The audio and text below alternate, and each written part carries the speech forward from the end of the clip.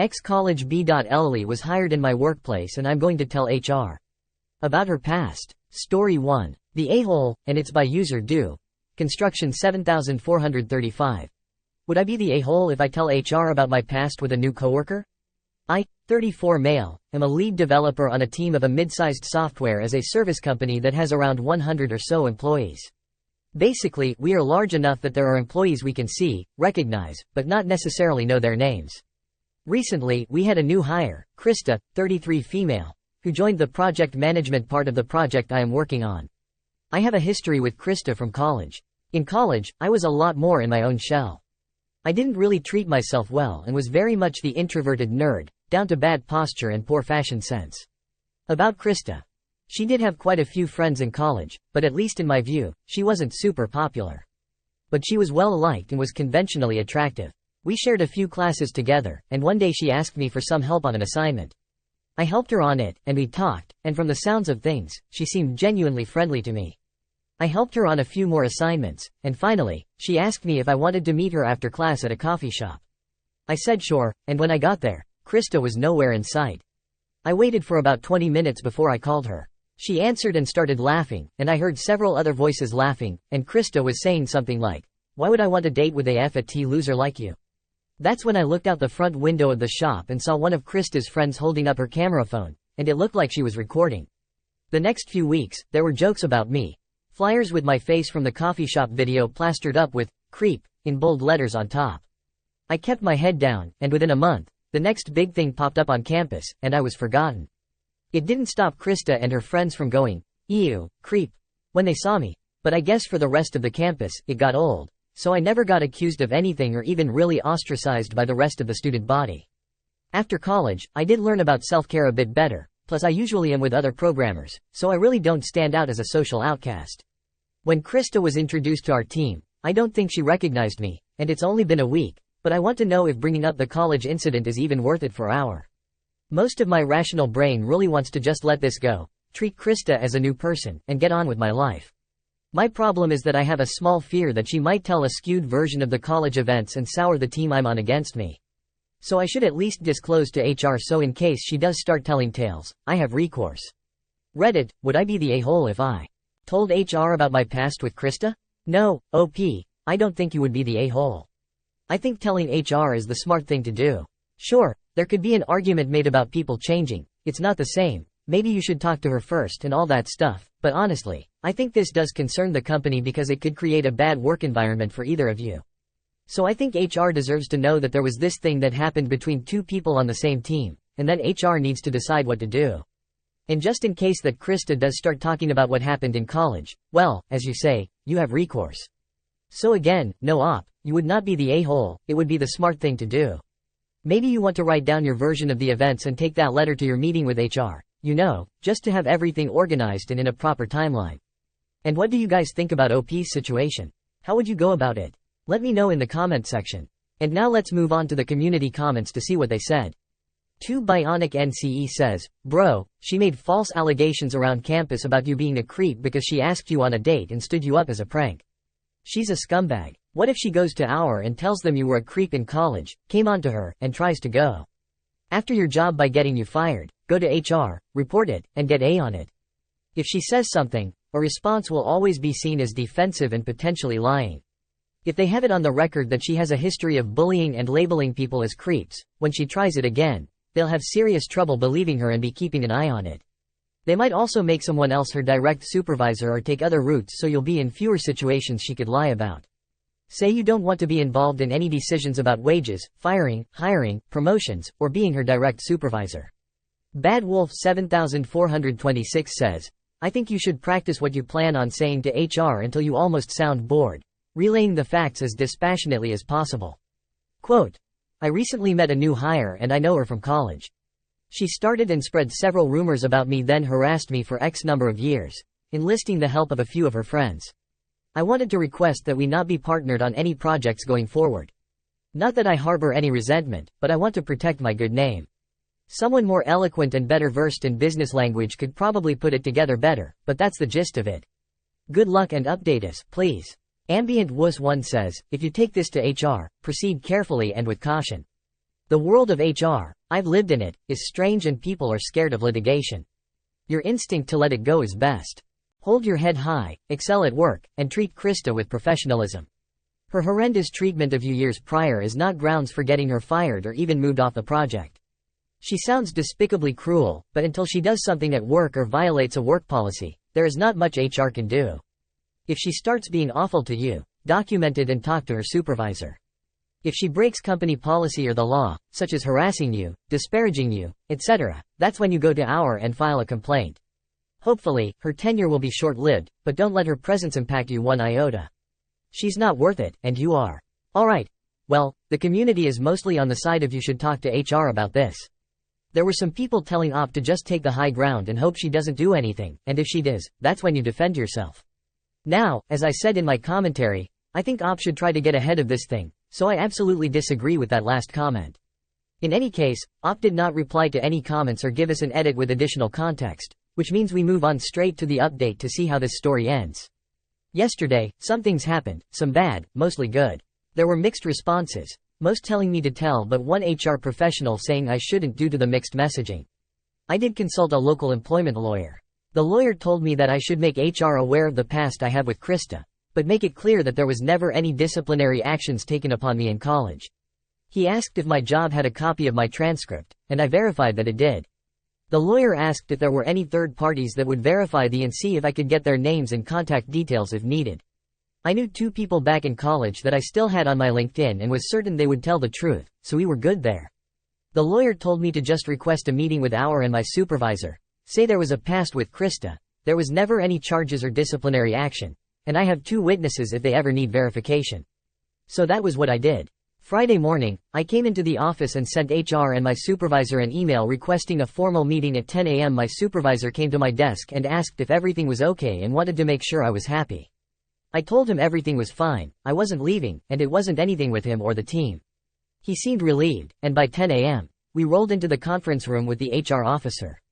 I thanked them both for taking time out of their day to meet me, and then I did as my lawyer instructed.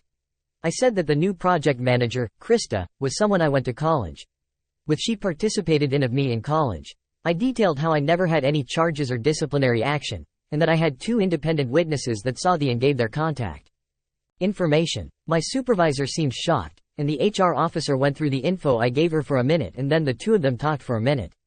Finally, Krista was called in. When Krista walked into the conference room and saw me, HR, and the team supervisor, she seemed shocked. HR started with something like, "We have been told you 2 have a past." Krista sat down and looked pretty shocked throughout. She did admit to the bullying but tried to reframe it as a misunderstanding, repeatedly. She never outright said what the bullying was, but then she was told that since this was an incident in both our pasts that nobody wants brought up again, that it should stay dead. HR made it clear that this is not to be a funny water cooler story to share. Krista and I both agreed to that, but Krista still looked shaken. Noon was coming up right when the meeting was wrapping up. My supervisor and HR again reiterated, neither of us is to breathe a word about the college incident. We are professionals and we're here to do a job. So, I went to the break room for lunch and actually, I felt like my appetite was finally returning. The last few days were stress-starving me, to be honest. I sat at a table with the rest of the development team, and we started eating. Halfway through my sandwich, another coworker, Sandy, 30 female, came by and said, "So I heard an interesting story yesterday about you and Krista," with a big grin on her face. She didn't get further because my supervisor who was at our table stood up, pointed at Sandy and across the room at Krista, and said, "You 2, conference room, now." I wasn't privy to what happened in the conference room, but I did see the HR officer go into the room 2 minutes later, looking pretty pie-ed and with a mustard stain on her shirt. I guess she got the call and was interrupted during lunch. Not sure what went on. The rest of my team asked what that was. I said I have no idea and just kept eating.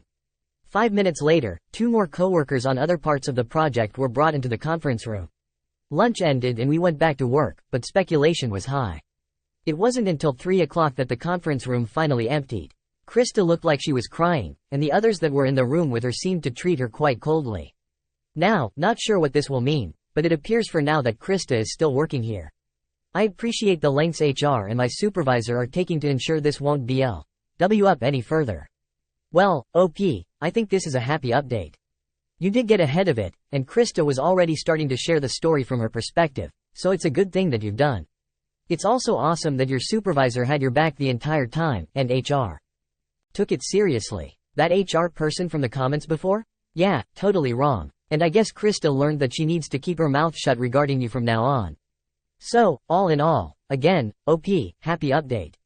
Thanks so much for sharing and take care. And now let's move on to the next post that also has an update. This post is from the subreddit, Am I the A-hole? And it's by user L_red9967. Am I the a-hole for not putting my mother-in-law's maiden name in my child's name? My fiancé, 24 male, and I, 24 female, are expecting our first child in December of this year. We don't know the gender yet, so we're picking names for both a boy and a girl. We've fallen in love with names already. My fiancé has his father's last name on his birth certificate, while his mother has a completely different last name. She has been hell-bent on getting us to make the last name of our child her maiden name, which neither of us have. So, in my head, it just doesn't make sense. She has been very manipulative in the past with various things, to the point where we have given in just to get her to leave us alone about things. This time around, she proceeded to guilt-trip us on why we won't give the child her last name. She THW in the "I raised you and he didn't" card, and even said she was going to go to court to change my fiancé's last name, which I found hilarious, seeing he's a grown adult now. Mind you, mother-in-law has 4 sons, 2 of which have her maiden name as their last name, and all 4 children have the potential to have children of their own in the future. I'm trying to convince my fiancé to not give in to even hyphenating her last name and keeping it just his current last name to help set early boundaries on raising this child. But mother-in-law has it so deep in his mind that he has to please her and that she's entitled to make these decisions because she raised him. Not to mention, she demanded to be at my gender ultrasound instead of waiting for the reveal we have planned at our baby shower. I told my mother-in-law and fiancé my child will not have my mother-in-law's last name, and it seems disrespectful to make me change my child's last name because of entitlement. So, I'm just curious if I'm the a-hole because I want our child to have his or her father's last name and not their grandmother's. Well, of course, clearly you are not the a-hole, and your mother-in-law has some serious, I don't know, narcissistic tendencies or something. But it's all about her, and the truth is that this is your and your fiancé's child, so it's a decision you both get to make together. And it just requires 1 no, and 2 yeses.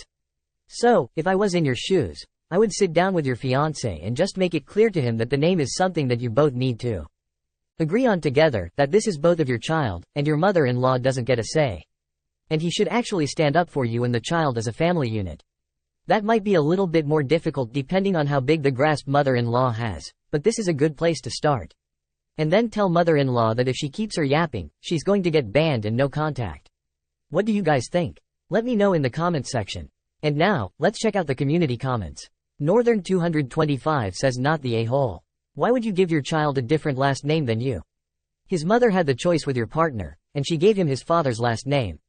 It's not your job to fix that decision, which she regrets. And by the way, I wouldn't give in for no other reason than if you bend on this, you'll be setting a precedent and will never be able to make any decisions for your own child going forward without a war. Setting a boundary now will be a lot less painful, but you and your partner need to get on the same page. Op responds, I agree 100% because one of my biggest worries is her trying to gain control of how we raise our child. This is our first kid, and I'm honestly nervous that I don't know what I'm doing at all. Mom Ad 12 says not the a-hole. Start setting boundaries now or it will be worse when baby is here. Make it clear that this is yours and your husband's child, not hers, so only the 2 of you have a say in the naming. Trust me, you want to have the same last name as your child. Do not give in to her. I grew up with a different variation of my parents' last name, and I hated it in school. My teachers always assumed that my parents were divorced or that they were just my guardians. Some mothers-in-law are just so entitled and meddling. My own mother-in-law went as far as to ask that my daughter be named after her. My husband and I would just make jokes every time she brought it up. We should have just given her a hard no because she was shocked when we announced her name. But her shock is her problem, not mine. Op responds, I also grew up with a different last name than my mother, father, and siblings. It was a constant repetition every year at school on, why is your last name different? Does your grandma have rights over you? Etc., etc. And I don't want that for my child whatsoever. Trick Delivery 4609 says not the a-hole. Here are some prompts for you to say. 1. Only choices are your last name or mine. If you don't make the choice, I will choose it. It will never be mother-in-law's last name. 2. Your mom is stressing me out. She is banned from all doctor appointments and from the delivery room. You will be blocked too if you don't make it clear to her.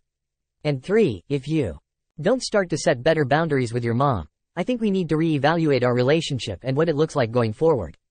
Therapy may be helpful, but you can't change someone, they have to want to change. Good luck. More info. Op added additional information from Opie's comments. Mother-in-law is a manipulating person and she is very entitled to things.